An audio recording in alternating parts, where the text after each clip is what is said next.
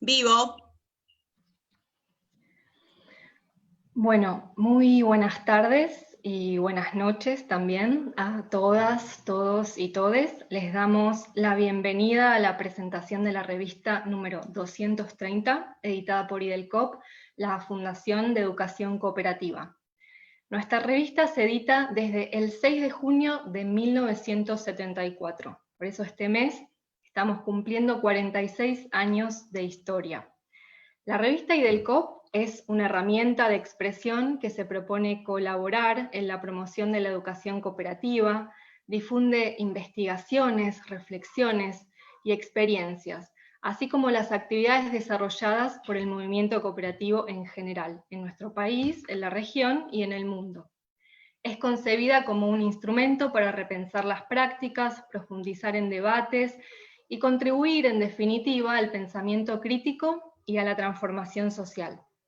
Es un espacio de construcción colectiva en el que participan muchos colegas y les invitamos a leerla y a enviarnos, por supuesto, artículos que pueden descargar de nuestra página web www.idelcop.org.ar, una revista de la cual me siento muy orgullosa de formar parte. La actividad de hoy se titula Imaginarios post-neoliberales, barajar y dar de nuevo. Cooperativismo, economía solidaria y feminista en la construcción de una nueva normalidad. Contamos con un notable panel integrado por Corina Rodríguez Enríquez, por Hugo Busso y por Andrés Seyman, que oportunamente les voy a ir presentando. También me acompañan Daniel Plotinsky, el director de IDELCOP, Ana Laura López y María Millán, integrantes del equipo editorial de la revista. Sabemos que son tiempos difíciles, que se superponen muchas tareas y responsabilidades varias, por eso, antes de comenzar, queremos agradecerles a todos, a nuestra invitada Corina, a nuestros invitados Hugo y Andrés, y al público que nos está acompañando en vivo por el Facebook de IDELCOP, y por supuesto a todos nuestros compañeros de la revista. Habitualmente cada edición de la revista se presenta en forma pública y presencial en el Centro Cultural de la Cooperación, pero como todos sabemos, en este contexto eso no es posible, así que definimos hacerla de forma virtual. Y entonces, en esta oportunidad, el eje de presentación que elegimos es un artículo que escribió Hugo Busso, publicado en el número 230 de la revista, y se titula Imaginarios post-neoliberales, 3 proposiciones de principio para una indagación crítica prospectiva. Vale aclarar, ¿sí?, que este artículo fue escrito previo a la pandemia del COVID-19, y sin embargo en este contexto no solo no pierde vigencia, sino que además nos permite resignificarlo a la luz de este nuevo escenario. Y para enriquecer este intercambio, hemos pensado en Corina, hemos pensado en Andrés, porque en base al trabajo y a la experiencia que tienen, pueden aportarnos un análisis muy interesante desde la política y desde la economía feminista que nos permita seguir profundizando todos estos temas. Bien, antes de dar comienzo a este debate virtual, les cuento brevemente cómo va a ser la dinámica de esta charla. Primero, vamos a contar con las intervenciones del panel y luego vamos a abrir un espacio para que ustedes puedan ir haciendo preguntas y las vayan respondiendo. Para eso tienen el chat del Facebook donde vamos a estar leyendo y recogiendo todas esas preguntas. Bien, entonces voy a comenzar con Hugo, lo voy a presentar para quienes no lo conocen. Hugo es argentino, actualmente vive en París, es doctor en filosofía, profesor en Central Supélec en el ICD en París, Francia. Es autor de varios libros, como Crítica a la modernidad eurocentrada, en busca de múltiples alternativas decoloniales, editado por la Editorial Académica Española. Y es autor de el artículo que le da título a esta charla. Muy bien, Hugo. Para comenzar, te vamos a pedir que hagas una introducción de tu artículo, que como les comentaba fue escrito antes de la pandemia y el escenario ha cambiado radicalmente. Así que te pedimos que nos cuentes de qué se trata. Bueno, no sé si me escuchan bien. Primero, muchas gracias por la invitación. Segundo, también un placer conocer a Corina, a Andrés, estar con Daniel y con Ana, y por supuesto contigo, Gabriela, y con todos los presentes.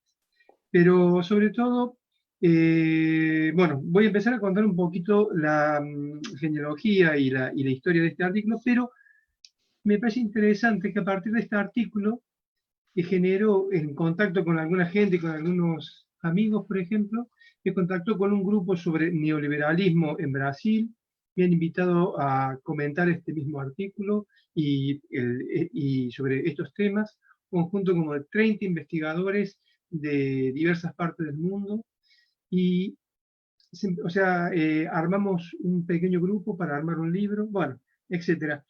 Las cuestiones que uno tiene que empezar también a, que lo que uno piensa se va haciendo un ambiente, se va compartiendo, uno se va enriqueciendo en el contacto con el otro. Así que quiero agradecer a todos los que están acá porque siempre son ricos estos intercambios.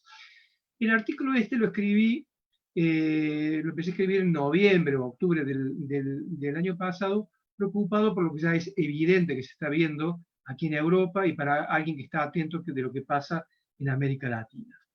Claro, uno ya viene del 2001, viene del 2008, con crisis muy profundas de un modelo que deja mucho que desear, que deja muchos problemas sociales y económicos. Nadie esperaba el 2020, pero todos los esperábamos en realidad. Entonces me parece que digamos, como para ubicarnos desde un lugar de donde tenemos que ver esta idea de lo post-neoliberal. ¿Por qué este tema que es tan importante?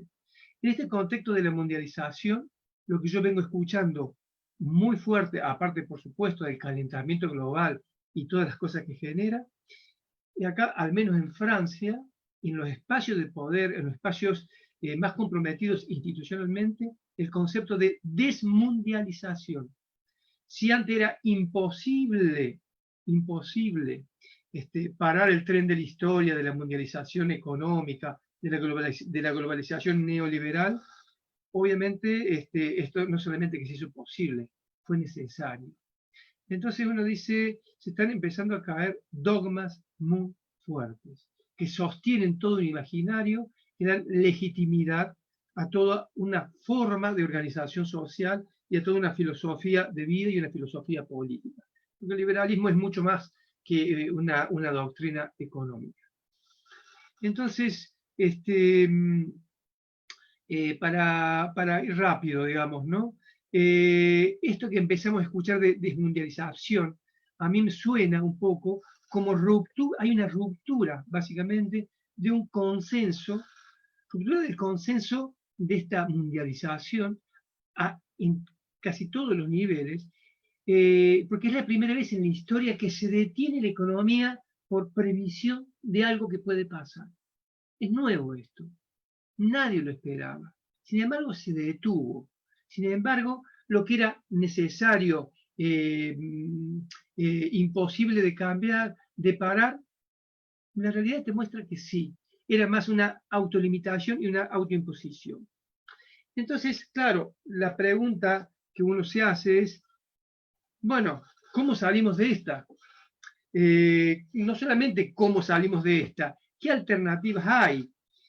¿Habrá respuestas novedosas a este declive ineluctable, inevitable de este sistema mundo moderno, como se preguntan algunos renombrados investigadores, como el caso de Wallerstein, por ejemplo.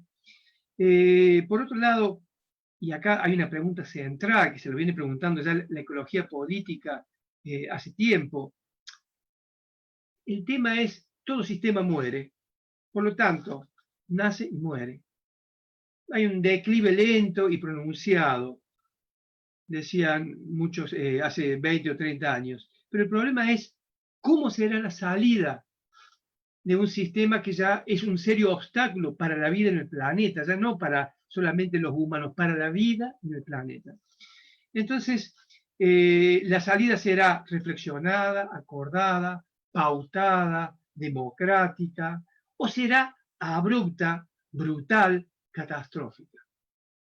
Entonces, me parece que estamos en un punto de asymptote, digamos, como se dice en las ciencias matemáticas, ¿no? Hay un punto de quiebre, hay un punto como que ya llegamos al máximo. Entonces, esto requiere mucha creatividad, mucho rigor, mucha imaginación y sobre todo un pensamiento que no solamente sea un diagnóstico de lo que está pasando y de lo que pasó, sino empezar a pensar en causalidades futuras, empezar a pensar desde la utopística. Entonces, con esta idea de la utopística, de utopías concretas, es que me imaginé escribir este artículo. Básicamente, estas utopías concretas, ¿qué es lo que quiero decir? Por un lado, uno siente que hay un hiato, digamos, entre lo global y lo local, entre el desarrollo y el crecimiento, que uno dice, bueno, pero acá está pasando algo, ¿no? Este hiato, parece que no hay alternativas, como dicen los anglosajones, TINA, there is no alternative. No hay alternativas a este modelo. Pero este hiato, entonces, tiene que empezar a poder traducir lo que está emergiendo, está en la ecología, en la creatividad, empezar a ver también en lo terrestre como un nuevo tractor, como dice Bruno Latour, ¿no? Entre lo local y lo global también está lo terrestre como un nuevo sujeto político, con lo cual hay que repensar la política. Ya no sirve dónde ubicamos el crecimiento, hacia lo global o hacia lo local. Hay que reorientar todo el pensamiento de lo local y lo global sin que se enfrenten y relacionarlos con lo terrestre, que no es la naturaleza, ya lo vamos a decir. Entonces, claro, por supuesto, ¿cuáles son las opciones? ¿Qué se puede hacer? Primero, yo parto de la idea, como muchos sociólogos, como el caso de Laval y Dardot, por ejemplo, que dicen, no hay alternativas al neoliberalismo si no hay una propuesta propositiva, positiva, de un nuevo imaginario. Porque básicamente lo que hace el neoliberalismo, que tiene una alta capacidad de adaptación y resistencia, es que propone, ofrece un orden de mundo, criticable, lo que sea, pero ofrece un orden, ofrece un panorama internacional, uno lo puede valorar, pero por otro lado ofrece algún sueño, alguna idea, algo propositivo. Entonces, hasta que el movimiento alternativo a la mundialización neoliberal no sea capaz de ir reconfigurando, disputando la hegemonía, creando un nuevo imaginario alternativo, post-neoliberal, que es una creatividad, es una experimentación social que hay que hacer, donde el movimiento cooperativo tiene un rol central, capital. No es casualidad, digamos, el 12% de la humanidad, según la Alianza Cooperativa Internacional, está relacionado a cooperativas.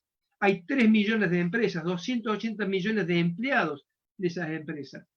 ¿Qué movimiento hay en el mundo con la capacidad de aglutinación y con la capacidad de hacer experimentos sociales sin recetas a priori? Porque esta es la cuestión. No hay manual, no hay dogma, no hay posibilidad de profecía. No estamos en un momento religioso, o al menos en mi caso.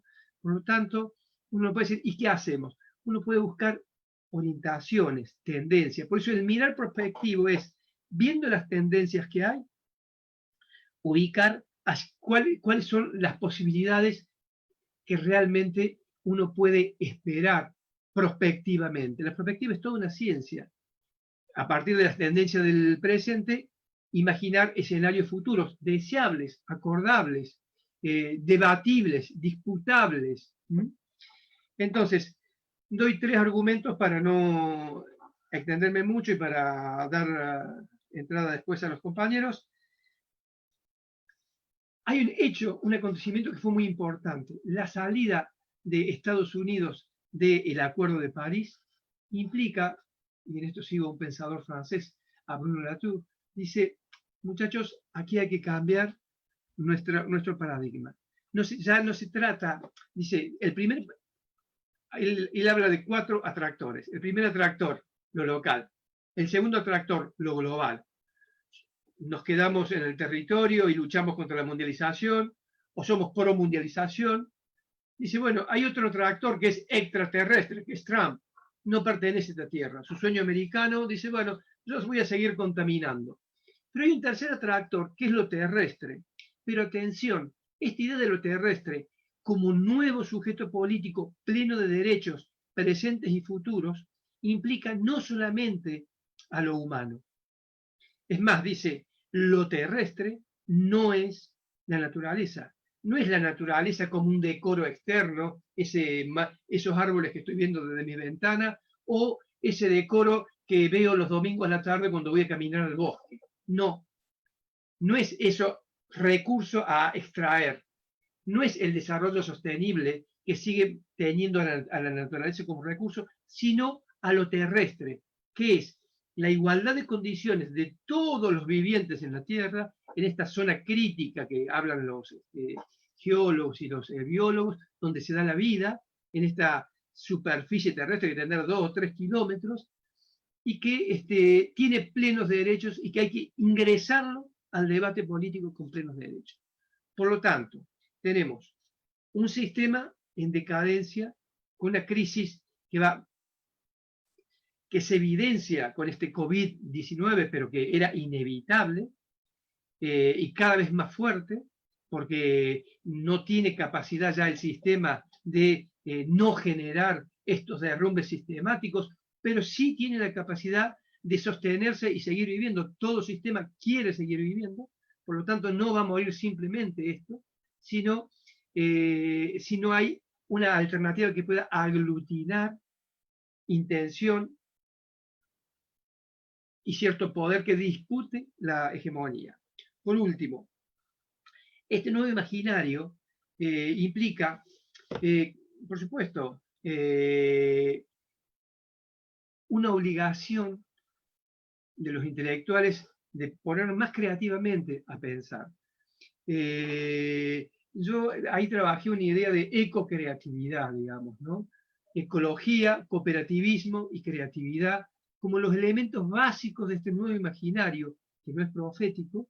Sí hice algunas ideas de propuesta que lo podemos hablar después, a nivel internacional, a nivel local, pero la idea es que podamos ir más allá de la política reformista que dejan todo igual, o del viejo esquema, digamos, que hay que destruir el Estado para que algo cambie.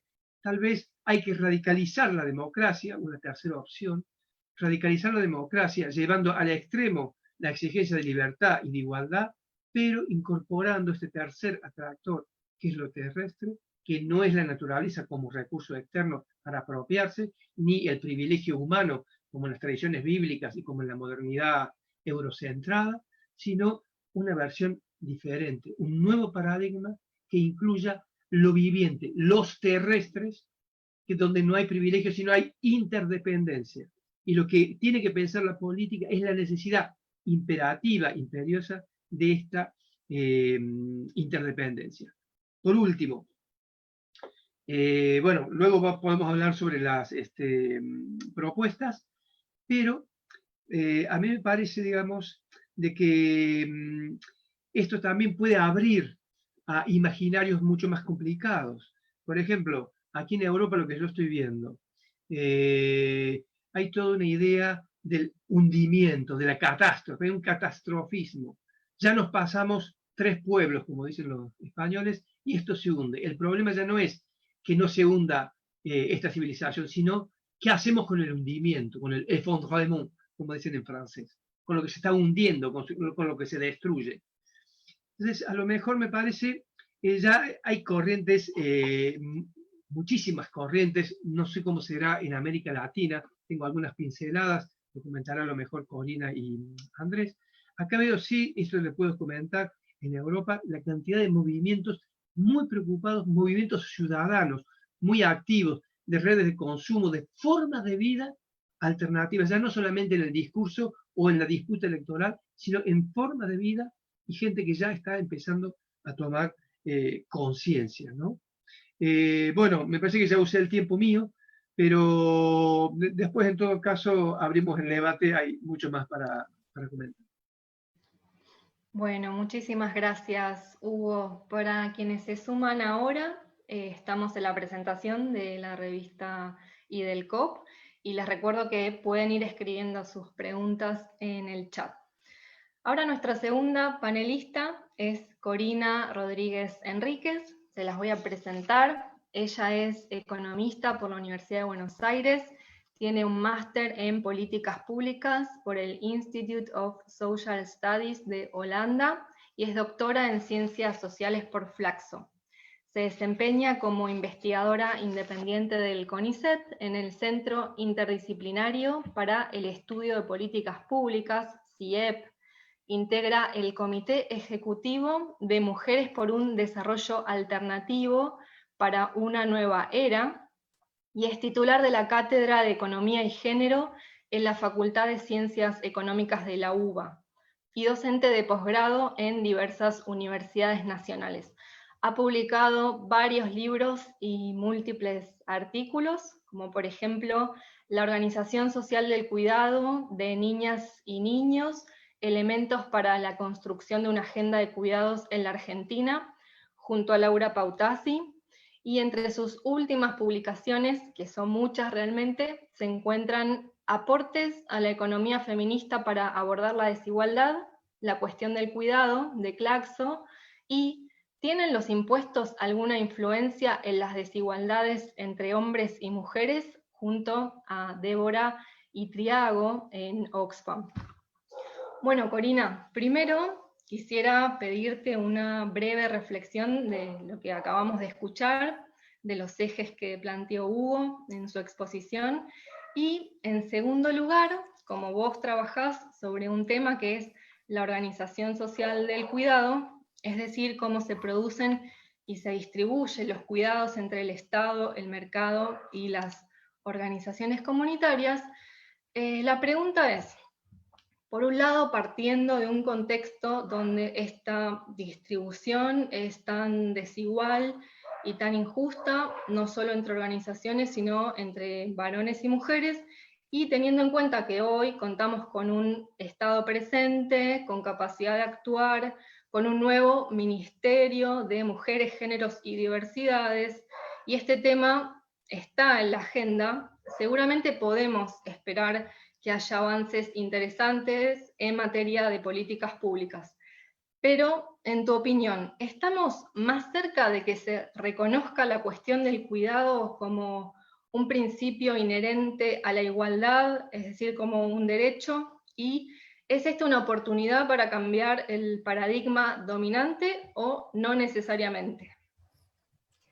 Bueno, buenas tardes.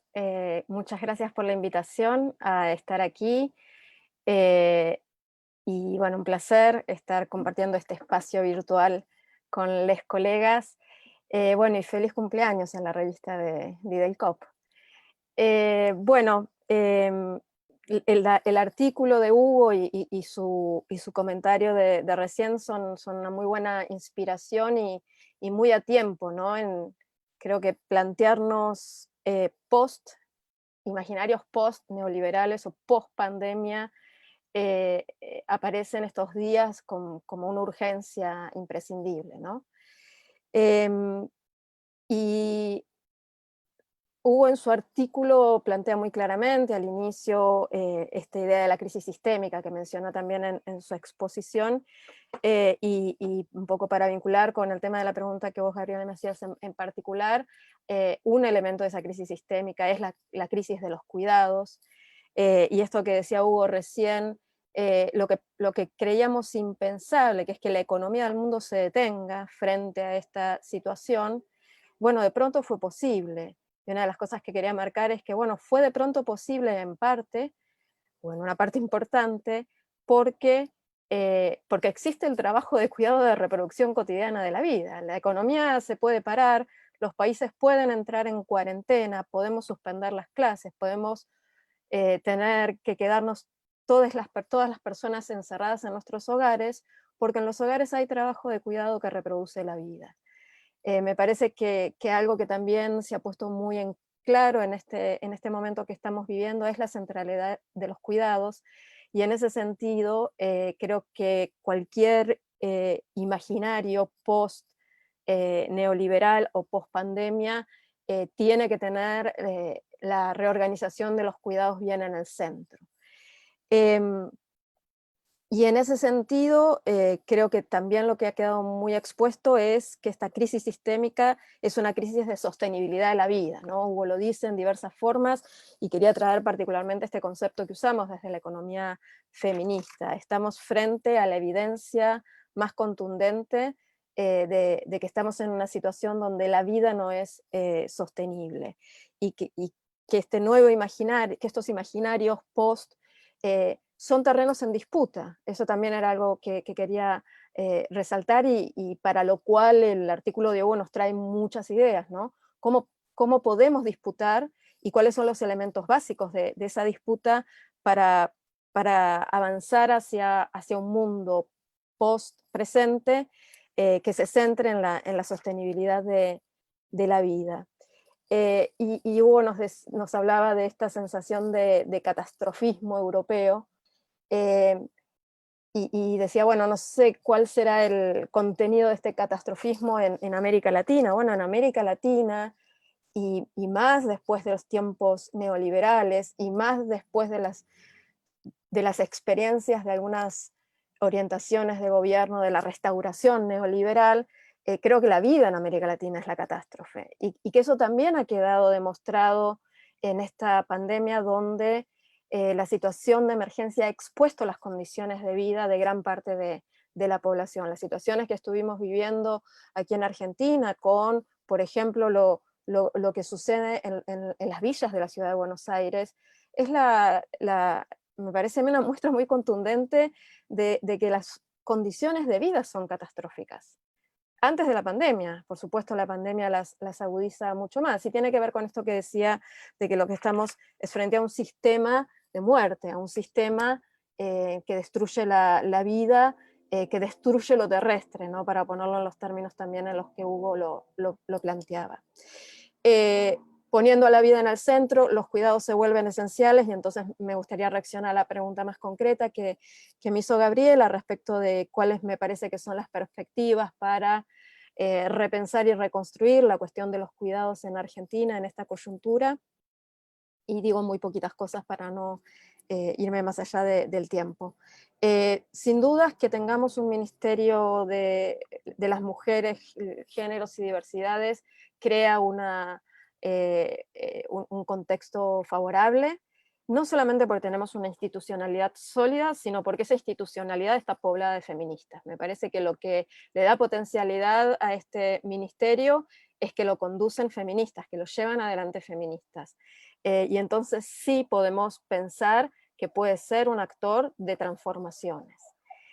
Y de hecho, el propio ministerio, entre sus prioridades, tiene acciones concretas en materia de cuidado.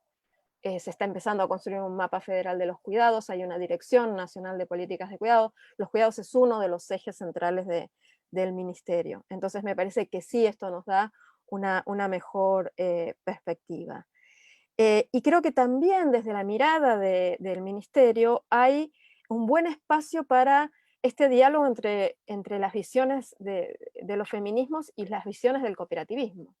Justamente hay ya diálogos iniciados para pensar, por ejemplo, cómo se pueden apoyar las cooperativas de trabajo de cuidado, que fueron surgiendo incipientemente en Argentina y particularmente en los barrios populares, cómo se pueden articular estas cooperativas de trabajo de cuidado con las políticas públicas que se quieren fortalecer para garantizar una ampliación de los servicios de cuidado. Y lo otro que quisiera resaltar, respondiendo a tu pregunta, es que me parece que en materia de cuidados las perspectivas son buenas, además, porque tenemos la fuerza del movimiento feminista y de mujeres, y de los movimientos sociales, que han ido incluyendo, que han ido incorporando la agenda de los cuidados como agenda prioritaria, porque hay un muy buen diálogo entre el movimiento feminista y los movimientos sociales, y los movimientos por la economía social, solidaria, popular. Y también porque tenemos mucho trabajo acumulado de visibilización de estas injusticias, de visibilización del carácter catastrófico de la vida y del carácter catastrófico de la actual forma de organización social de los cuidados. Entonces me parece que ya tenemos mucha evidencia acumulada que hizo eclosión en estos tiempos de COVID, y que tenemos que encontrar la manera creativa también para usar los aportes de Hugo, para que toda esa evidencia acumulada y que toda la fuerza de este movimiento sean justamente el motor de las transformaciones en diálogo con estos espacios institucionales que también lo tienen como prioridad. Cierro simplemente insistiendo en que esta sensación de optimismo no implica desconocer que tenemos algunos elementos en contra.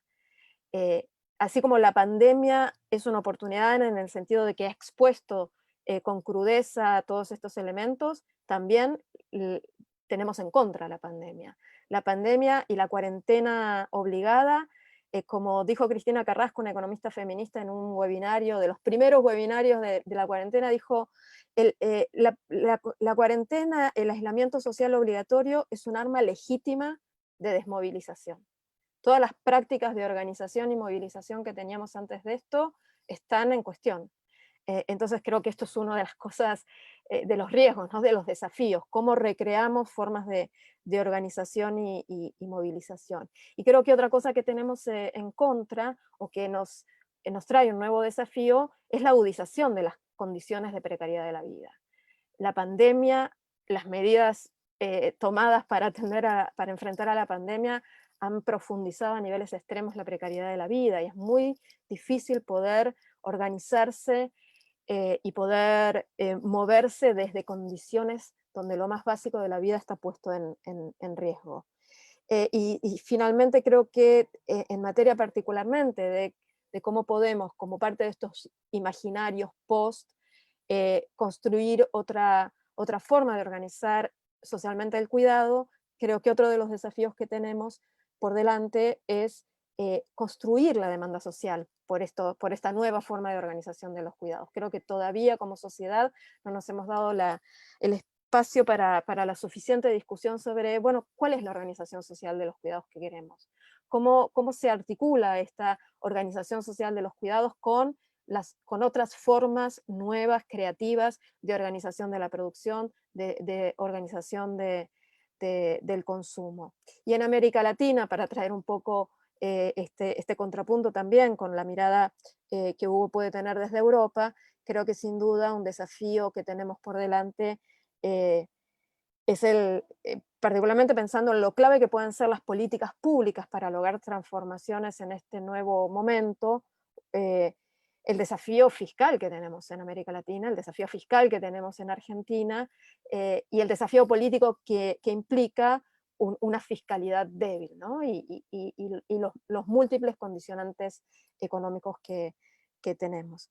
Pero bueno, apuesto a la co-creatividad a la que nos desafía Hugo, también apelo a la desesperación como motor, ¿no?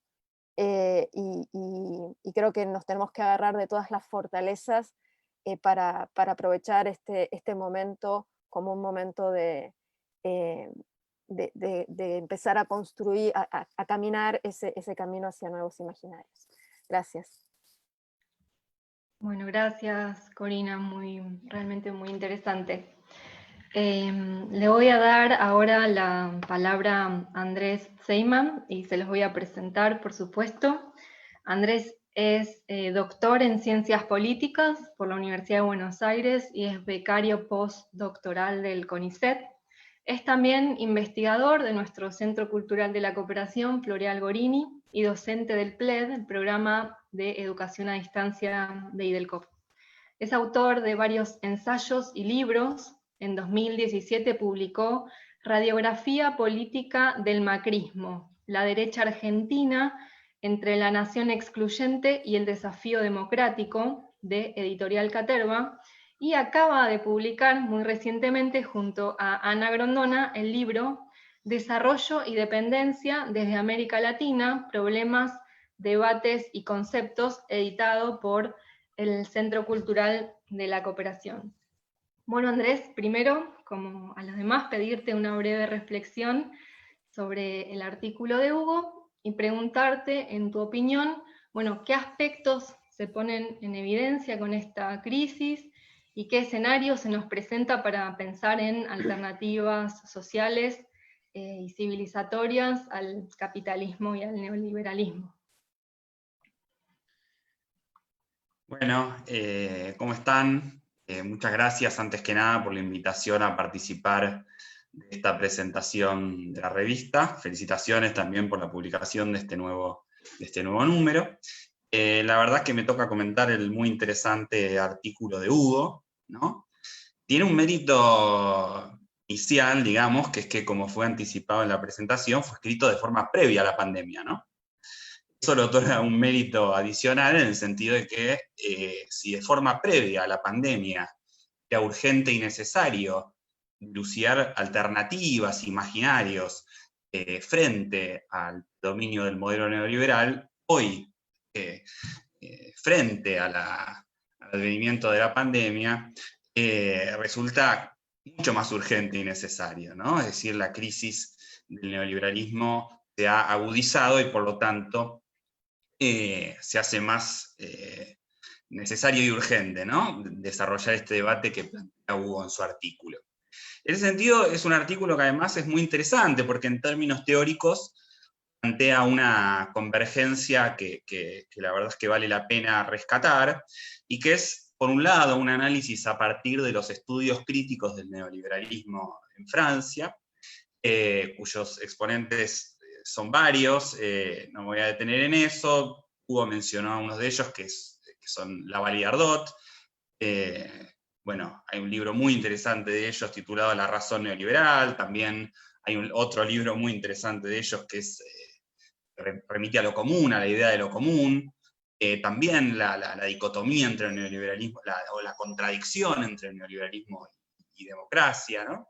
Entonces, por un lado, los estudios críticos del neoliberalismo en Francia, como decía recién, y por el otro lado intenta producir o proponer una convergencia con los estudios decoloniales en América Latina, ¿no? Los trabajos de Edgardo Lander, de Walter Mignolo, de Santiago Castro Gómez, de Aníbal Quijano, de todo un conjunto de autores que precisamente, ¿no?, intentan plantear desde la región una crítica de la modernidad, una crítica también del paradigma civilizatorio de la modernidad, ¿no? Y en ese sentido me parece que todavía más, ¿no? Es decir, la pandemia viene a sacar a la luz muchos aspectos que quizás estaban en cierta medida velados, pero que sabíamos que eran muy importantes y, bueno, precisamente ponen en cuestión la profundidad civilizatoria de la crisis, ¿no?, del neoliberalismo. En ese sentido, bueno, ahí Hugo plantea un aspecto central al respecto, yendo más al contenido del artículo, tiene que ver con que la mundialización feliz ha sido puesta en jaque, ¿no?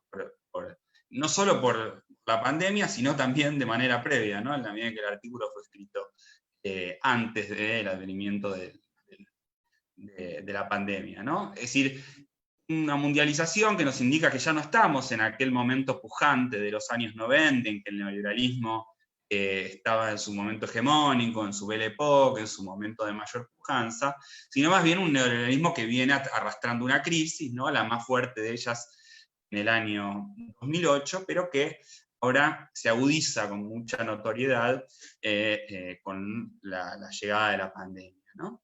También otra cosa muy interesante que nos propone el artículo de Hugo tiene que ver con la necesidad, la urgencia de recreación de las utopías, ¿no? Es decir, poner las utopías nuevamente a la orden del día, pero no, dice Hugo, la utopía en términos de un topos irreal, ¿no? Un lugar irreal, sino más bien a partir de una necesariedad de la utopía, ¿no? Pensar su carácter pragmático, es decir, las posibilidades de realización de las utopías en un contexto tan crítico como el que estamos viviendo, ¿no? Y en ese sentido me parece que invita de alguna manera a pensar el artículo, la relación entre crisis y posibilidad de alternativas al orden, ¿no?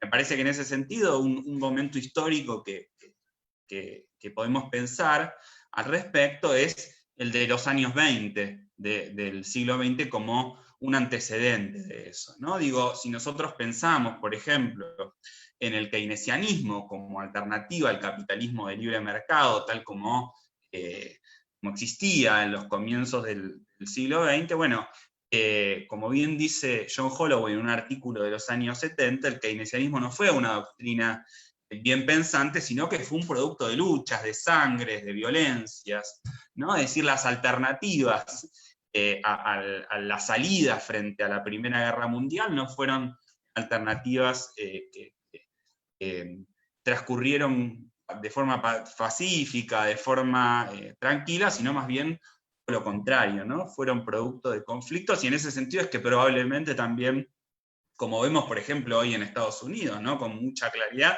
también la salida del neoliberalismo va a ser producto de conflicto, de violencia, etc., ¿no? También me parecía interesante pensar, ¿no? A propósito de esta relación entre crisis y alternativas, un elemento que supo plantear Antonio Gramsci también, en ese contexto post-Primera Guerra, en el contexto también post-crisis del 29, me refiero a los planteos de Gramsci en sus cuadernos de la cárcel, y en particular un planteo que Gramsci hace en el cuaderno 22, que es el cuaderno dedicado a la relación entre americanismo y fordismo, ¿no? Donde Gramsci observa en ese contexto, ¿no? En el contexto de la crisis y de sucesión de un conjunto de alternativas societales, ¿no?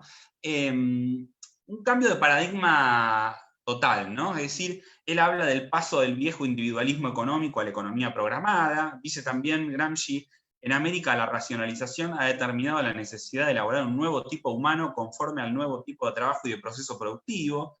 Dice también, los nuevos métodos de trabajo son indisolubles de un determinado modo de vivir, de pensar y de sentir la vida, ¿no? Como decía Hugo en su exposición, el neoliberalismo no es solo un programa económico, sino que también es un paradigma societal, ¿no? Me parece que la confección o el pensamiento, la reflexión en torno a las alternativas, que hoy está en cuestión, que hoy nos plantea la crisis, ¿no? Y que abre una disputa por el sentido, por el destino universal, también nos invita a pensar, ¿no? En esta idea de co-creatividad que planteó Hugo en su artículo, paradigmas más totales, ¿no? Paradigmas societales, alternativas generales, y allí me parece que está un poco la potencialidad del cooperativismo que plantea Hugo, en el sentido que el cooperativismo tampoco es incluso también esta remisión hacia el lugar de lo común, ¿no? Que sugiere el texto de Laval y Dardot,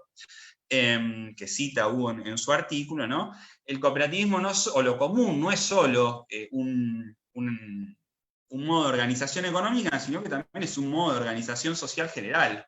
Es un paradigma económico, político, cultural, ideológico, que establece un contrapunto muy duro muy tenso con el neoliberalismo, ¿no? En el sentido que plantea la primacía del cuidado, la primacía de lo común, la primacía de lo público, la primacía del bienestar, del interés general. Y me parece que allí está un poco la tensión que hoy vamos a ver en lo que viene después del escenario post-pandemia, en esta posibilidad de imaginarios post-neoliberales, pero que me parece, y vale señalarlo, aunque ya lo estamos viendo con mucha claridad en Estados Unidos, la principal potencia mundial, esa posibilidad de alternativas vinculadas a la crisis neoliberal que se evidencia con la pandemia, va a ser fruto de luchas, va a ser fruto de conflictos, y seguramente de violencia también, ¿no? Bueno, hasta allí mis aportes. Bueno, muchas gracias, Andrés. Les recuerdo a aquellas personas que nos están viendo que pueden hacer preguntas, porque al finalizar esta segunda ronda que comienza ahora, les vamos a dar lugar. Bueno, volviendo a Hugo, vos en tu artículo proponés un cooperativismo con un rol activo, con un rol protagónico, con capacidad de reinventarse y de adaptarse. Lo que te queremos pedir es que, bueno, profundices en la idea de lograr un rumbo colectivo donde el movimiento cooperativo piensa el futuro, pero no aisladamente, sino con otros actores, entre ellos el Estado, ¿no? Como posibilidad para una construcción alternativa, democrática, participativa. Y como sabemos, el escenario cambió desde que se publicó el artículo, entonces nos gustaría preguntarte cómo crees que esta situación impacta en el movimiento cooperativo en términos de desafíos, de dificultades y también de potencialidades. Bueno, muy interesantes los aportes de Corina, los de Andrés, y me pareció también has unido un poco las reflexiones con tu pregunta, Gabriela, ¿no? Creo que hay varias cosas. Voy a tomar una o dos palabras que voy a comenzar por Andrés y para luego ir con Corina, para ver si cierro con Gabriela. Primero, Andrés planteó muy conscientemente, estamos en escenarios de una gran confrontación porque hay un momento de quiebre de este consenso, hay una desmundialización que están quebrándose ciertos acuerdos porque evidentemente los sajones ya lo entendieron. En esta mundialización económica, los que están ganando y llevan la delantera son los asiáticos. No es casualidad esta cerrazón de Trump y de los sajones con el Brexit. O esta forma que ha crecido la extrema derecha preocupantemente, que hace recordar a la época de la Segunda Guerra Mundial con el auge del nazismo. Para un lector atento, estos son elementos muy profundos. Es más, por ejemplo, en Francia se quiso hacer un impuesto a los carburantes y salió mucha gente muy enfadada, los chalecos amarillos, que no es solamente el enfado porque se alzaron los carburantes, es mucho más complejo, pero muchísimo más complejo. Hay otro tema, o sea, primero, entonces, un lado, lo que planteó Andrés, el tema de la violencia. Yo creo que va a haber una centralidad estatal neoliberal, va a ser la mutación que va a ser el neoliberalismo, que no es antiestado, necesita un Estado fuerte para aplicar sus políticas, para dar paliza a los ciudadanos como han hecho todas las políticas neoliberales, en donde, y aquí uno con lo que dice Corina, me pareció súper interesante, una reflexión ausente en el escrito mío, Corina, fuiste muy amable en no remarcarlo, pero te lo remarco, sí, la idea del care, ¿no? No sé si es la idea tuya en inglés, hay algunos, la idea del cuidado, esta idea que queda ahí como la gratuidad. Entonces, se me ocurrió, Corina, ojalá algún día lo podamos hablar, el tema del cuidado, lo común, y también el tema de la gratuidad, no la gratuidad neoliberal. Usted entre gratis, que le doy esta aplicación gratis, mientras te están sacando la plusvalía y la están vendiendo en un mercado a la atención tuya, de tus hijos y de toda la gente. No, la gratuidad, que no hay gratuidad, alguien lo paga, pero en la forma distributiva, qué es lo que se viene, el tema del salario, el tema del reconocimiento del cuidado y cómo esta situación desnuda, pero profundamente. ¿Qué es lo que tiene valor? El trader, el que está vendiendo acciones y bonos del sistema financiero que gana $20.000 mensuales, o la enfermera que gana $1.500 mensuales y se muere de hambre en las economías centrales, o lo que pasa también ahí en América Latina con los salarios de la gente que está en los servicios y en el cuidado no reconocido, que tiene que ver con la vida, ¿no? Acá es donde me parece, y acá uno con la idea de Gabriela, la idea que el cooperativismo necesita, por un lado, o sea, primero, esta situación es un desafío muy profundo al movimiento cooperativo internacional, porque por un lado, o es un apéndice a donde no llegue el mercado, o realmente articula a todos estos movimientos feministas, del decrecimiento, del SAD, de estas zonas de autonomía determinada, que hacen experiencias locales muy interesantes en Europa, no sé cómo se llamarán ahí en América Latina, los denatalistas, los efondristas, que son los que ya están militando, activando por cuestiones muy concretas, los animalistas que no quieren más el maltrato animal, toda esta cadena, o sea, toda esta dispersión que hay que encontrar las equivalencias entre estas demandas dispersas y hay que unirlas en la construcción de una nueva hegemonía, ya que hablaba de Gramsci Andrés, una nueva hegemonía que tiene que tener, y acá vamos a una dualidad, si el neoliberalismo va hacia el lado de la competencia como criterio central entre estados, entre empresas, al interior de las empresas y entre las mismas personas, la competencia como criterio filosófico, antropológico, moral, uno puede en un imaginario ser radicalmente otro, con la idea de cuidado, con la idea que va a haber mucha violencia. Y el cooperativismo tiene con toda su estructura que puede albergar la diversidad, no hace falta que sea un partido político, sino que una todo esto alternativo a lo que construye el imaginario neoliberal, que yo lo traduciría en un condimento. El imaginario neoliberal lo podemos reducir, a mi modo de ver, a la uberización, ¿no? Por supuesto, es mucho más largo para describirlo, pero no es el momento ahora de hacerlo. Pero entonces, el cooperativismo, unido a todo el tema de la transición ecológica, todo el tema de la transición de sociedades que tienen que mutar a otra cosa, ¿quién lo puede acompañar si no es un Estado presente? Pero ojo, sin ser naif con respecto al Estado. El Estado hoy por hoy juega fuertemente para seguir manteniendo las condiciones de juego de un sistema que termina destruyendo el planeta, el cuidado de la vida y que va a generar muchísimo más violencia. Aparte de la centralidad del Estado neoliberal, vaya paradoja, bueno, centralidad del Estado neoliberal, sí va a necesitar un Estado para contener y controlar, y por otro lado, el riesgo del ecofascismo en las nuevas condiciones de carencia de materias primas y de recursos básicos. Si no hay, o sea, el cooperativo tiene que ser, y con esto termino, el eje que nuclea todo este movimiento disperso y tiene que ser el punto de equivalencia entre estos dispersos para generar una nueva construcción hegemónica, para generar nuevos consensos puntuales, pero no dogmas, no el partido único, no es el partido bolchevique que estoy pensando en una democracia radicalizada que lleve a los extremos la demanda de igualdad y de libertad, la égalité, como le dice Etienne Balibar. No sé si he respondido lo tuyo, pero bueno, dejo la palabra así no me extiendo en lo que... Gracias, Hugo. Bueno, vuelvo a Corina.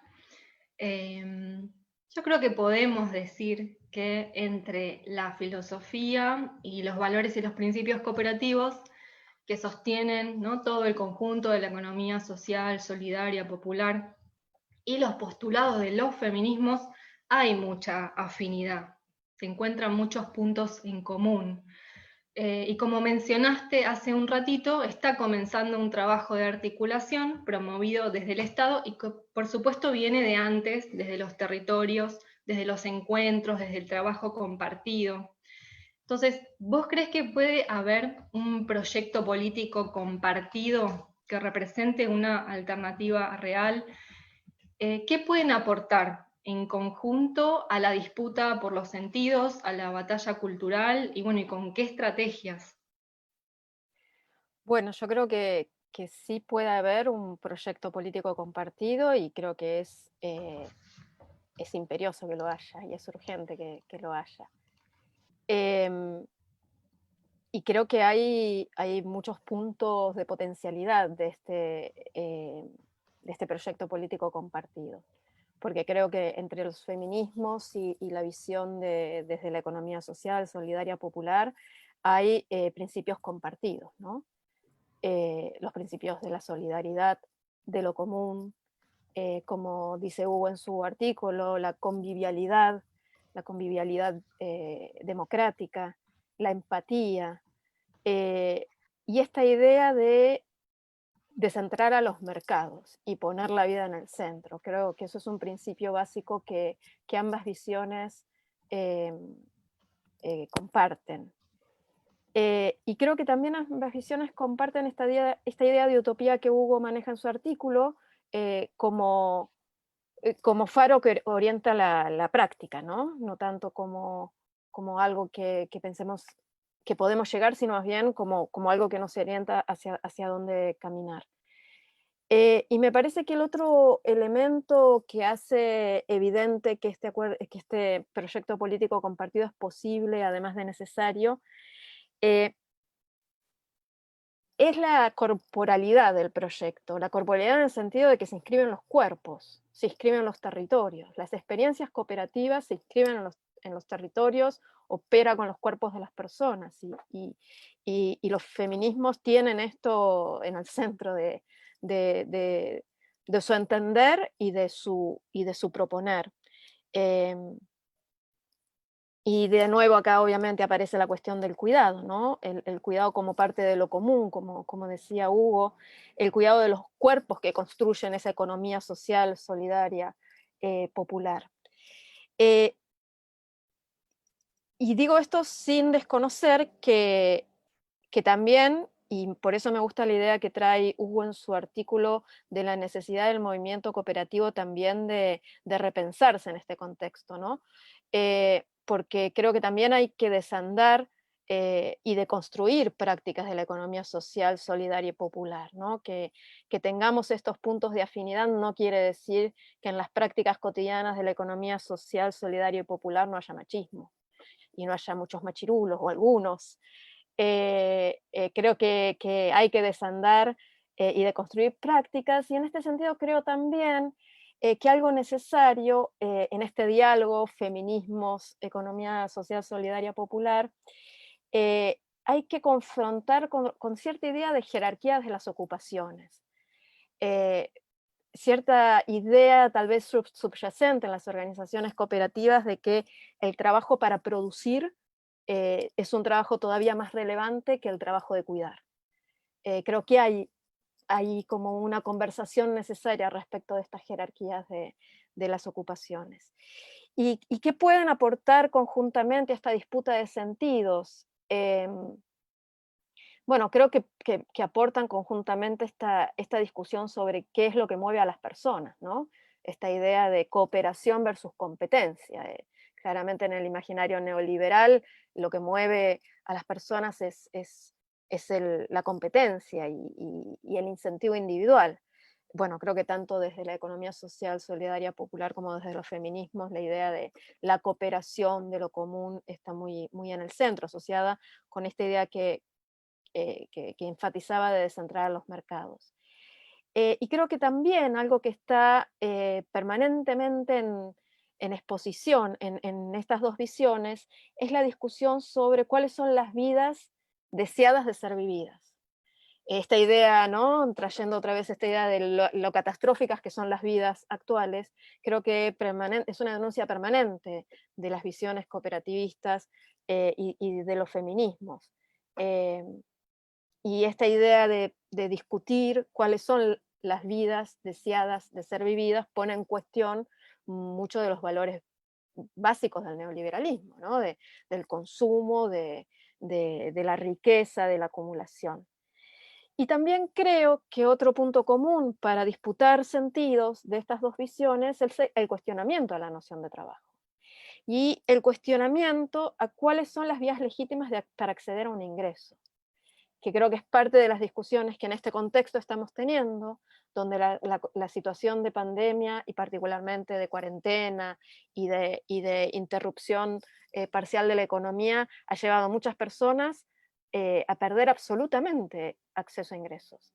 Y creo que esto está en la discusión permanente de los feminismos y también de las visiones cooperativistas. Y cierro simplemente diciendo que el otro punto que está muy presente también en el artículo de Hugo, y que creo que es parte de lo que los feminismos y la visión de la economía social, solidaria y popular ya vienen disputando, tiene que ver con la cuestión ambiental, porque las prácticas feministas y las prácticas solidarias y sociales suceden en los territorios y suceden en los cuerpos, ¿no? Entonces creo que sí, que hay posibilidad de un proyecto compartido, y hay sobre todo urgencia de que construyamos este proyecto compartido. Gracias, Corina. Bueno, paso a Andrés. Andrés, en América Latina tuvimos una experiencia reciente de gobiernos progresistas, de un conjunto de gobiernos que podemos denominar post-neoliberales. Estos gobiernos deberían ser una referencia a la hora de enfrentar la ofensiva de la derecha y de poder pensar alternativas reales en nuestra región. Al mismo tiempo, la crisis actual demanda la construcción de agendas en muchos aspectos superadoras de aquellas experiencias progresistas. También hay una preocupación constante que tenemos desde el movimiento cooperativo, que es ¿por qué cuesta tanto que las cooperativas estén en la agenda de los gobiernos? Entonces, te preguntamos, ¿a dónde deberían apuntar estas nuevas agendas para poder producir cambios estructurales? ¿Y cómo poner en acción el sentido de lo público, de la política común y de la acción colectiva? Bueno, es muy interesante la pregunta, ¿no? Porque de alguna manera tiene que ver con las posibilidades, ¿no? del devenir de América Latina, en el caso de que, como planteó en 2016 García Linera, Álvaro García Linera, el ex vicepresidente de Bolivia, cuando estuvo aquí en Buenos Aires, que puede llegar a suceder en el caso de una segunda oleada, o una nueva oleada, ¿no? Bajo esta idea de que se trata de oleadas de transformación. Habríamos vivido o atravesado una oleada en los primeros 15 años del siglo XXI. Bueno, ¿qué sucedería en caso de una nueva oleada, ¿no? latinoamericana? Y bueno, creo que una pregunta que surge o que es interesante para hacerle al texto de Hugo tiene que ver con la pregunta por la apelación a los imaginarios neoliberales. En el texto no menciona el posneoliberalismo latinoamericano de los primeros 15 años del siglo XXI como una puesta en acción, ¿no? De esa posibilidad de alternativas, ¿no? Efectivamente, lo que sucedió en América Latina en los primeros 15 años del siglo XXI se manifestó a contracorriente, ¿no? del itinerario de los paradigmas civilizatorios a nivel global, ¿no? En ese sentido, yo creo que efectivamente, en el caso de una nueva oleada, o por ejemplo lo que está atravesando actualmente en la Argentina con por lo menos lo que significó la derrota electoral del proceso de restauración neoliberal en este país, es necesario, para pensar los imaginarios postneoliberales, recuperar esa experiencia de los gobiernos de los primeros 15 años del siglo XXI, pensando en sus defectos y en sus virtudes, ¿no? En sus aciertos y en sus errores, pero en todo caso lidiar o al menos conversar con su herencia como punto de partida, ¿no? Para pensar nuevos imaginarios. Me parece que un desafío que tiene una nueva oleada latinoamericana es, por un lado, potenciar el papel de las cooperativas y de la economía social y solidaria, popular, en los procesos, ¿no? Creo que si podemos señalar algo con respecto a lo que fueron esos gobiernos neoliberales, es que se encontraron con una situación crítica, o emergieron de una situación crítica donde efectivamente se trataba de derrotar a las políticas del Consenso de Washington que habían predominado en los años 90, pero en algunos casos existía cierta carencia de imaginarios alternativos, ¿no? Y me parece que, en todo caso, y eso tuvo que ver, o por lo menos repercutió fuertemente, en que la iniciativa en esos procesos, salvo alguna excepción, estuvo concentrada en la esfera estatal, ¿no? Me parece que en esta nueva oleada, o la posibilidad de que exista una nueva oleada, es fundamental pensar la articulación del Estado con cooperativas, con la economía social y solidaria, popular, pensar las iniciativas que se fueron construyendo en aquella oleada para recuperarlas con más fuerza e incluso ponerlas por delante de la iniciativa estatal.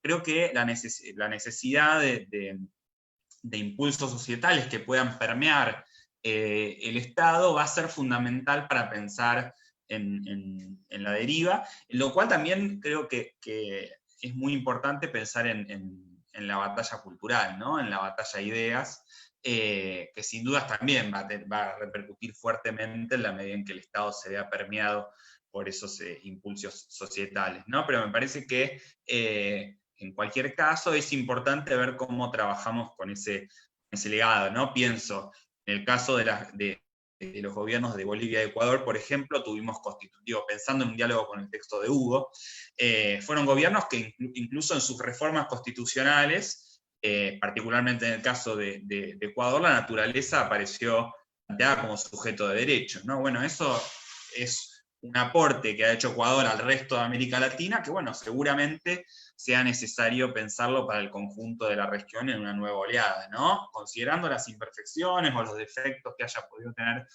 ese ciclo político, pero bueno, para potenciarlo en el caso de producirse una nueva oleada latinoamericana. Gracias, Andrés. Bueno, yo estoy esperando que me compartan del Facebook comentarios y preguntas, que sé que las hay y que hay mucha gente mirando. Así que, bueno, mientras aguardamos, no sé si hay alguna cosa más que se hayan quedado con ganas de decir, de compartir, de este rico intercambio que estamos teniendo y que está saliendo por el Facebook en vivo de IDELCOP. Bueno, Hugo, sí. Compartinos. Bueno, en realidad siento la necesidad de hacer más de estos encuentros, porque uno aprende mucho de miradas otras. Por ejemplo, a mí me hizo un aporte, recién comenté lo de, por supuesto, lo que había hecho o lo que había dicho al principio Corina, pero también recién Andrés dijo algo que, por ejemplo, en lo personal, idea que hay elementos de los primeros 15 años en la experiencia de Ecuador, experiencia argentina, brasilera, errores y aciertos, las dos cosas, uno puede tomar como referencia. Muy cierto, igual que la idea del feminismo, como, digamos, incorporarlo más al debate político, para mí es un bache que tengo porque no tengo una formación ahí, y ha sido muy interesante. Pero lo que quería aportar, una cosita, una idea que rescato de Naomi Klein, la estrategia del choque. ¿Por qué? Porque a mí me parece que en estas situaciones el neoliberalismo va a dar un nuevo avance. Se va a hacer nacionalista como una estrategia de acumulación de capital, va a cerrar fronteras para poner un límite a China, va a generar una cierta euforia y un nosotros orgulloso, atención, puede, digamos, traicionar los mismos principios del liberalismo clásico, que ya lo ha hecho el neoliberalismo. O sea, si se despertara de la tumba Adam Smith y ve lo que hizo Pinochet y lo que hizo Thatcher y lo que hizo Reagan, por supuesto que supongo yo que se enfadaría Adam Smith. Esta idea que libertad política y libertad económica se pueden escindir totalmente. No hay una relación de necesidad. Entonces, ¿qué es lo que quiero decir con esto mientras esperamos acá las preguntas? Que va a haber un retorno muy violento en Argentina, yo lo estoy viendo externamente, leyendo los diarios, hablando con gente de uno y otro sector. El nivel de violencia que hay en el discurso es impresionante. En Francia igual, en España ni te cuento. La reacción por ejemplo, lo de Vicentín, este imaginario, ¿cómo es que hay gente que sale a defender cuestiones de una empresa que ha estafado a miles de productores y de cooperativas? Y sale a defender cuando no son ni siquiera accionarios de la empresa. ¿Cómo se logra eso? Eso es hegemonía. Por eso la batalla cultural que decía Andrés recién es muy importante. Y ahí el movimiento cooperativo tiene un rol de articulación, un nodo que articule los colectivos de mujeres que trabajan con el cuidado, de hombres que trabajan en el cuidado, esto disperso que en sí mismo no tiene fuerza aisladamente, pero articulándolo hay que pensar, me parece, a largo plazo, en nuevas formas. Hay que pensar, por supuesto, un nuevo rol del Estado, que no es ser estatista o privatista, va más allá de eso. Porque me parece, no sé lo que piensa Andrés, lo que piensa Corina en esto, pero me parece que no está el debate de ser o estatista o privatista. Me parece que va mucho más allá de eso y me parece que el debate es mucho más rico, ¿no? Bueno. Aprovecho, sí. aprovecho entre tanto esperamos las preguntas. Yo en la exposición inicial... pero dale.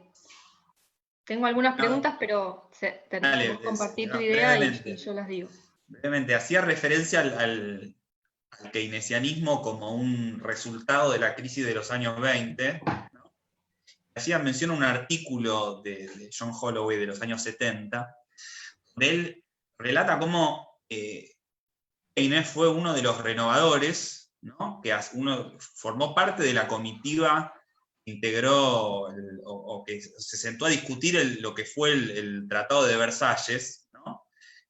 Formó parte de quienes pretendían realizar una transformación con respecto a lo que era el capitalismo de libre concurrencia de los comienzos del siglo XX, y allí Keynes fue derrotado, digamos, ¿no? Es decir, primó o predominó la versión de los conservadores, de quienes no pretendían instaurar cambios en relación a ese capitalismo. El New Deal llegaría recién en 1933, ¿no? Es decir, 15 años después de la finalización de la Primera Guerra, es decir, existió todo un bache temporal de años muy violentos, ¿no? El fascismo en Italia, el advenimiento del nazismo en Alemania, es decir, una coyuntura, de mucha confrontación, de mucha violencia, porque las grandes transformaciones también atravesan ese tipo de periodos, ¿no? Entonces, no para tomar el keynesianismo como un futuro posible o deseable, sino más bien me refería al tipo de transformaciones a las cuales nos estamos enfrentando para tomar dimensión de las temporalidades y de la radicalidad de las transformaciones que significan procesos de estas características. Corina, ¿vos querés reaccionar ahora? No, yo iba en realidad a traer una pregunta, ya que estábamos esperando las otras, y aprovecho y la hago. Pensando un poco en esto de la desmundialización, y lo que acaba de decir también Hugo de que el neoliberalismo se va a volver más nacionalista, pensaba qué lugar puede ocupar en esta disputa por los imaginarios post-neoliberales la resistencia global, que había sido en algún momento un espacio de confrontación con el neoliberalismo, y que había permitido traer algunas estrategias globales de resistencia y algunos temas compartidos. Y lo pensaba también un poco en esta idea de que en esta mesa, en esta conversación, hay un poco una mirada también norte-sur, más allá de que Hugo sea argentino, está en Europa y tiene esta sensación de cuáles son las visiones desde allá, ¿no? Entonces, nada, esta pregunta sobre qué lugar ocuparían y qué potencialidad o restricciones tendrían en este nuevo contexto estas resistencias globales. Bueno, gracias, Corina. Voy a compartirles lo que estuvo pasando en el chat respecto a las preguntas. Tenemos una pregunta que está dirigida a Hugo y otras que son generales, así que ahí ustedes toman la palabra y me avisan. La pregunta para Hugo es: ¿cómo dialoga la propuesta de la TU y la noción de buen vivir? Lo pregunta Angélica. Y las preguntas generales son: ¿cómo articular creativamente producción, consumo y ecología? ¿Qué aporte puede hacer a esa articulación el cooperativismo? Teniendo en cuenta lo planteado al principio por Hugo, respecto a que todavía no hay una alternativa propositiva y el consenso de que el sistema está en crisis, ¿no corre peligro de que esa salida sea por la derecha o la ultraderecha? Preguntan en el chat. Y tengo una más que dice, bueno, sabemos que al interior del cooperativismo conviven diversas identidades y orígenes. Me pregunto, ¿qué sectores y ámbitos del cooperativismo podrían ser los que logren motorizar y canalizar consensos hacia ese nuevo imaginario, si bien se necesita la unidad, por supuesto? Y tengo un comentario también, que ya que estoy, lo comparto. Dice Burín, además del Ministerio de la Mujer, el INAES generó una comisión de cuidados y de salud mental. Hoy se reunió, participaron otros organismos públicos también. Es un problema, dice, el reconocimiento de la Superintendencia de Servicios de Salud y los organismos de contralor provinciales para que esas cooperativas puedan firmar convenios con las obras sociales. Bueno, problemas que también surgen en la práctica. Hugo, ¿querés empezar vos respondiendo, reaccionando a los comentarios? Bueno, son muy interesantes otra vez los comentarios. Empiezo con el primer comentario que ha hecho Corina, después con el que hizo Angélica, y luego los otros dos. Bueno, yo cuando, claro, digo desmundialización, se me ponen un poco los pelos de punta. Yo preferiría decir altermundialización.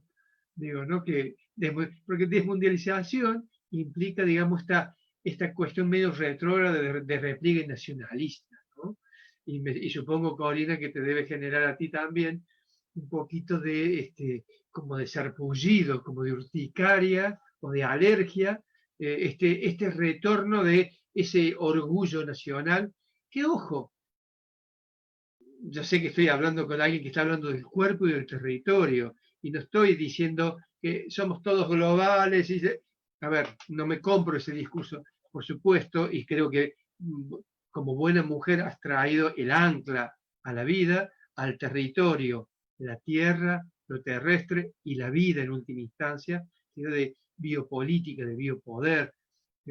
Tiene esa resonancia en lo que tú dices con el tema del cuidado del otro. Es muy filosófico, no sé si eres consciente, Corina, lo que resuena de las palabras tuyas, tiene del cuidado, ¿no? O sea, hay una cuestión ahí, el cuidado y el respeto, no solamente con el otro humano, con la tierra, con lo viviente, no solamente con lo presente, con lo futuro. Entonces, el tema de las resistencias globales, yo creo que hay que trabajar globalmente muy anclados territorialmente, en cuestiones concretas, no utopías mentales y imposibles, sino esta idea de utopías concretas, factibles, plausibles. Hoy por hoy, hablar de la gratuidad en el transporte público, de los elementos del cuidado, del reconocimiento, el respeto y la promoción del cuidado, de la asistencia social. Malas palabras en el mundo neoliberal, que había que flexibilizar todo, reconocer, dar salario, generar aportes. Hablar de salario universal, por ejemplo. Me parece que estas cuestiones no son solamente locales, son globales, pero tiene que haber este diálogo que plantea Latour, y acá uno después con lo que dice Angélica, hay que unir esta cuestión de lo local y lo global, no hacerlos antagónicos, sino complementarios. Es decir, no, por ejemplo, en el tema de la mundialización. Por supuesto, el discurso global necesita una serie de intelectuales profesionales plurilingües, nómades, que van a competir en el cuestión global, pero necesita mucha gente sedentaria, con salarios bajos. Si uno dice, a ver, hagamos otra regla de juego, busquemos una nueva institucionalidad mundial, que la Organización Mundial, o que eso, por ejemplo, el Fondo Monetario Internacional, no esté destinado a machacar y a controlar a los estados, esté dedicado a controlar los flujos financieros que evaden impuestos, por ejemplo. Si se puede cambiar la institucionalidad, por supuesto que es una decisión política. ¿Y es conflicto? Por supuesto que sí. Una organización mundial del ambiente, de la ecología, y no del comercio. O que la parte del comercio implique también una reflexión ecológica, porque así vamos, es decir, promoviendo el consumo local, el cuidado, salir de la aceleración, de la tiranía del tiempo presente, de la urgencia de lo inmediato, de la tiranía de lo inmediato. Y ahí vamos al cuerpo, ¿no? Entonces, y acá vamos también a la pregunta que hace Angélica, el tema del cómo unimos la Tour, que hable lo que está diciendo, bueno, muchachos, hay que unir lo terrestre y tenemos que ponernos a pensar un poquito más global y holísticamente, incorporar a la vida, al cuidado, al respeto. ¿Y cómo lo unimos eso con el buen vivir? Lo que pasa es que justamente el imaginario de la competencia, del éxito personal, esta idea del individuo aislado que puede bastarse a sí mismo, el capitalismo no funciona si no hay cooperación. Ojo, el capitalismo puede llegar a la idea de colaboración, no de cooperación. Colaboración es una versión degradada, previa a la idea de cooperación. Pueden ser complementarias, pero no es lo mismo. El capitalismo puede llegar solamente a la idea de colaboración, porque busca el provecho, busca la competencia y tiene una lógica guerrera, destruir al otro. En la lógica de la vida, 1 más 1 es 3, no 2, porque un óvulo y una esperma no hace un óvulo o una esperma, hace una nueva persona, una nueva calidad viviente. Entonces me parece que la lógica es distinta. Y acá hay un nuevo paradigma. No sé, por supuesto que no le estoy respondiendo a Angélica en la profundidad de su pregunta, pero me parece que esta idea del buen vivir tiene que ser el norte y el horizonte, el sentido de la política. ¿Qué otra cosa? Tenemos que salir de la aceleración que no deja ni pensar el futuro, ni la utopía, ni recordar el pasado de lo bien que han hecho los tatarabuelos, otras culturas, otras culturas autóctonas desaparecidas y masacradas en América. O sea, hay que ir un poquito más allá y la idea del buen vivir me parece clave. Y la cooperativa, ¿a qué apunta? Si no es a eso. Es la cooperación, no la anulación del otro como regla de juego. Por otro lado, tema cómo unimos producción, consumo y tecnología. Y el riesgo de la derecha, que también tiene un discurso. Por supuesto que acá hay un discurso, y en la cooperativa refleja, porque la cooperativa no es de tal o cual grupo, la cooperativa también refleja, tiene que ser diversal, no un discurso universalizante, tiene que ser un discurso de diversalidad, digamos, de pluralidad, democrático, ejemplo democrático tiene que ser.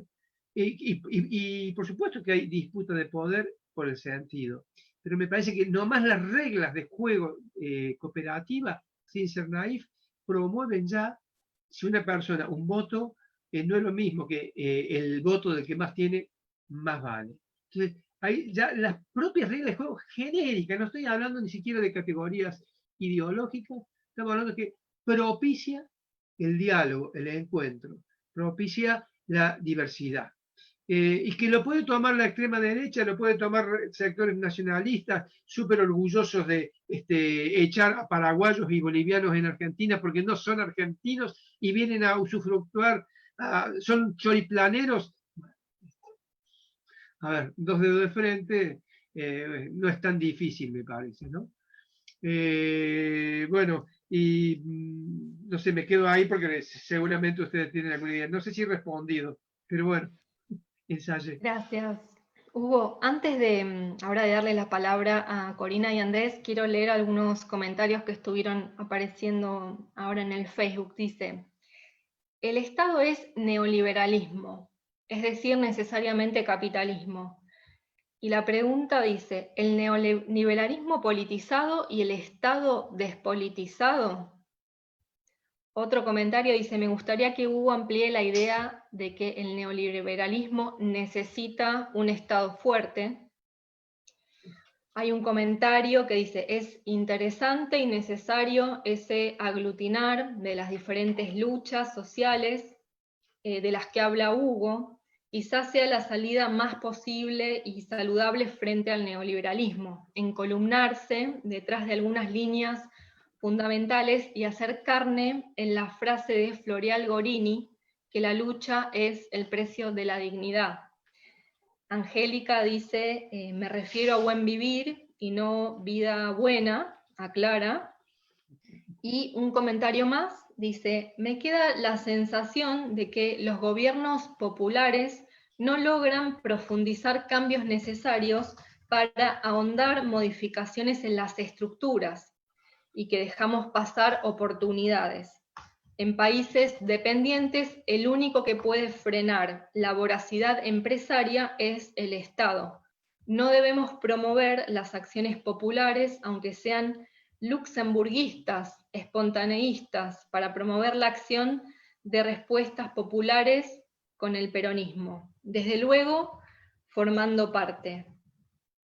No se debería frenar lo de Vicentín, único modo de ir al centro de la disputa de poder, o el impuesto a los ricos y la reforma impositiva. Bueno, hasta acá comentarios que se fueron sumando, pero les voy a dar la posibilidad ahora a Corina y Andrés, si me hacen alguna seña para... Sí, yo puedo reaccionar a algunas cosas brevemente también, porque ya estamos casi en el tiempo que nos habíamos dado para este encuentro. Uno un poco los comentarios. Si la salida puede ser por derecha, sí, claramente, ¿no? Un poco en ese sentido esta idea de disputa. Ahora que se está hablando tanto de la nueva normalidad, y podemos pensar estos imaginarios post-neoliberales de los que habla Hugo como una nueva normalidad, insisto, es una nueva normalidad en disputa, y puede salir para el lado del bien o para el lado del mal. Y de eso se trata este desafío de disputar los imaginarios, de organizarnos, y sobre todo de construir poder para esa disputa. Y en ese sentido lo vinculo con los comentarios sobre el Estado. El Estado también es un terreno en disputa. Y algo que también me parece que ha quedado en evidencia, incluso en las experiencias latinoamericanas, es el proceso de captura corporativa del Estado propio del capitalismo. El Estado como garante de los intereses del sector privado corporativo, con mecanismos diversos, hasta el conocido mecanismo de la puerta giratoria, ¿no? Representantes del sector privado que ocupan puestos de toma de decisión de alto nivel en el Estado y luego vuelven a sus corporaciones. Entonces el Estado no es ni bueno ni malo, no es ni capitalista ni socialista, el Estado es un terreno en disputa, y hay que disputarlo. Creo que parte de esta construcción de estos imaginarios post-neoliberales es reclamar el Estado para lo común, reclamar el Estado para la sostenibilidad de la vida, diríamos las feministas. Y cierro simplemente ese comentario, pregunta que decía, ¿qué mundos del cooperativismo pueden ayudar más? Yo en esto retomo algo que Hugo plantea en su artículo, que es la necesidad de que el cooperativismo se revise también, ¿no? Y creo que el cooperativismo necesita deconstruirse, necesita cuestionarse y necesita adaptar sus prácticas también a estos nuevos, para poder disputar estos nuevos imaginarios. Eso sumaría. Gracias, Corina. Andrés. Sí, dos comentarios muy breves, uno más, si se quiere, entre comillas, teórico, y otro más de orden político. El comentario teórico es que yo hacía mención en la intervención, en la primera parte de la intervención, a Gramsci, ¿no? Y a la relación entre crisis y alternativas políticas, ¿no? Me parece que precisamente Gramsci lo que trató de pensar, de reflexionar, de tratar de hacer una reflexión de largo aliento, es precisamente porque él observaba que la salida de una crisis no necesariamente es por izquierda, digamos, frente a lo que decía buena parte de la izquierda de su época, ¿no? Más bien, la crisis, como dice un pensador boliviano llamado René Zavaleta, es desgarramiento y universalidad. Es un momento en el cual precisamente nuevos horizontes de lo posible aparecen, se presentan en la realidad, pero que no necesariamente implican transformaciones en un sentido progresivo, sino que también los peores fantasmas de la humanidad aparecen en los momentos críticos, ¿no? Digo, y a eso me refería cuando hablaba de la década del 20. Digamos, hecho ese primer comentario, en relación con la otra cuestión, con todas las preguntas sobre el Estado, me parece que las respuestas de Corina coincido plenamente con lo que dijo, todo lo que dijo recién acerca de lo estatal como relación social contradictoria, de disputa, etc. Me parece interesante, sí, pensar un poco en torno de esa pregunta que hacían, bueno, el Estado, con relación al caso argentino, ¿no? El Estado tiene que avanzar en relación con Vicentín, el Estado tiene que avanzar en relación con el impuesto a las grandes riquezas. Probablemente aquí estemos todos, digamos, todos y todas de acuerdo en eso. Me parece interesante también pensar cómo el adversario político también juega en esa disputa, ¿no? Porque me parece que digamos, el nivel de la reacción frente a eso tiene que ver también con que en este momento crítico donde aparecen más permeables las alternativas, hay una opción de conservación del orden que se manifiesta en su manera más radical y más extrema, ¿no? Me parece que muchos de los fenómenos que estamos viendo a nivel global y también la reacción que estamos viendo en Argentina tiene que ver con eso, ¿no? Una gran parte de la ciudadanía en Argentina está de acuerdo con el impuesto a las riquezas y sin embargo hay un sector de la sociedad, en principio quienes pretenden patrimonializar el Estado en favor de los intereses corporativos, pero también todo un sector de la sociedad que ideológicamente se siente también en sus representaciones, en sus imaginarios interpelados por esas energías conservadoras, ¿no? que está reaccionando con mucha fuerza, de forma muy virulenta y de manera muy extrema también, para impedir esta crisis de lugar a nuevas alternativas. Digo, ese me parece que es el escenario en el cual nos encontramos y al cual nos enfrentamos. Bueno, gracias Andrés por esta última intervención. Ya estamos por darle cierre a la presentación de la revista 230 de IDELCOP. Vuelvo a agradecerle a toda la gente que está desde el Facebook Live siguiendo esta conversación tan interesante y por supuesto a ustedes, Corina, Hugo y Andrés, por haber aceptado participar de esta conversación. Y la verdad que se han abierto un montón de preguntas sumamente interesantes que es imposible abarcar y cerrar en este momento, pero creo que esa es parte de la invitación, ¿no? Seguir abriendo puertas y oportunidades para reflexionar colectivamente. Quiero recuperar también algunas preguntas que surgieron mientras ustedes comenzaban, partiendo de esta invitación. Bienvenido el ejercicio de imaginación que nos está proponiendo Hugo. Bienvenido el ejercicio de creatividad que necesariamente vamos a tener que poner en práctica para pensar alternativas al posneoliberalismo, que es tan necesario y tan urgente poner en práctica y profundizar. ¿No? Y hacerlo, por supuesto, en el marco de proyectos democráticos, participativos y colectivos, porque no cabe duda que estamos en un sistema excluyente que hay que transformar, que esta pandemia, esta crisis vino a profundizar, como decía Corina, las vulnerabilidades de la vida que ya eran previas, que existen, que son sumamente injustas. El movimiento cooperativo tiene mucho para aportar y para decir desde los territorios, pensando, produciendo, trabajando, poniendo el cuerpo, poniendo la vida y a las personas en el centro de ese proyecto. Y me gustaba esta pregunta de, bueno, ¿qué mueve a las personas? ¿Qué nos mueve? ¿Nos mueve la competencia? ¿Nos mueve la cooperación? Bueno, ahí hay que profundizar, por supuesto, todas aquellas prácticas comunitarias, colectivas, que le dan sentido a una vida, pero no a cualquier vida, sino esas vidas que deseamos realmente vivir, que nos corresponden por derecho vivir. Y cuestionar también, como decía Corina, esta idea de trabajo vinculado a un ingreso, ¿no? Se está hablando de ingresos universales como derecho, entonces la seguridad social se pone ahí en juego también, y estos desafíos que a la hora de pensar el cuidado implica hacerse la pregunta, bueno, ¿qué tipos de cuidados queremos?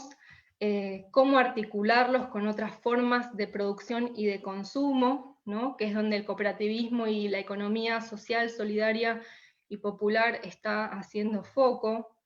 Y lo que viene de la mano de eso, que es el desafío político, de darle respuesta, de articularnos políticamente para eso. Entonces, esta idea de nos mueve la desesperación, nos mueve el deseo de cambiarlo todo, como dicen los feminismos, que ojalá se contagien colectivamente. Está puesta en jaque, ¿no?, la mundialización, como decía Andrés, pensar lo común implica un cambio de paradigma desde múltiples perspectivas económicas, políticas, culturales e ideológicas que tienen primacía o eje en lo público y en el bienestar general. Tenemos desafíos como movimiento cooperativo internacional, tienen desafíos los movimientos feministas, estamos articulando y hay que ir por más articulaciones desde cada territorio que alberguen, por supuesto, a las diversidades y no desde los dogmatismos, sino poniendo en el centro a la democracia, la libertad y la justicia. Esto, como decían, es urgente. El proyecto político compartido que podamos elaborar o reformular entre los feminismos y la economía social, solidaria y popular. Intenté rápidamente tocar los puntos que ustedes fueron comentando. Sé que no les hago justicia, pero son los tiempos que tenemos. Seguramente muchos han tomado nota y las podremos compartir.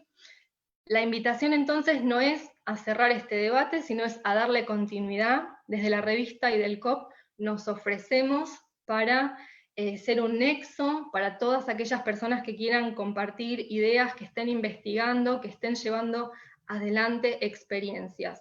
Quienes estén interesados o interesadas nos pueden escribir, que intentaremos darle forma a un grupo de trabajo y de reflexión.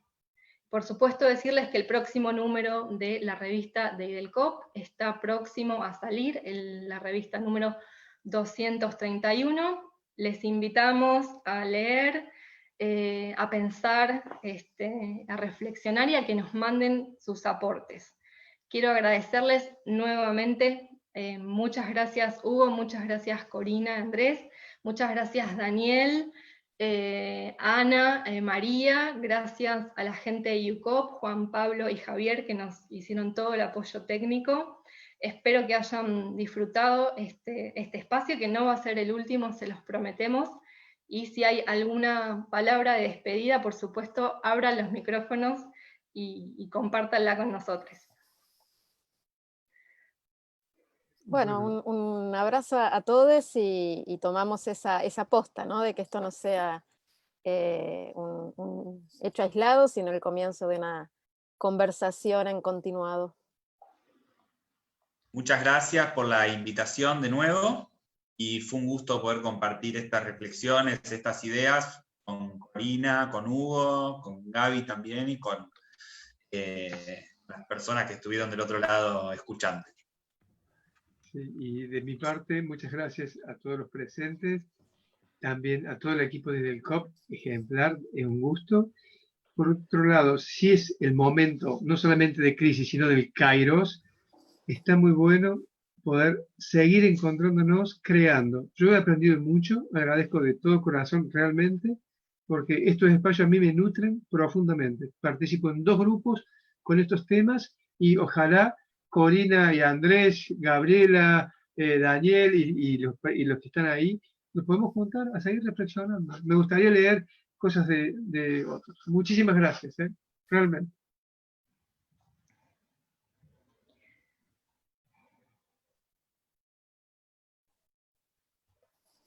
Bueno, con esto finalizamos la transmisión y esperamos verlos y vernos pronto, y que bueno, que antes lo antes posible podemos estar juntos compartiendo abrazos y espacios en común.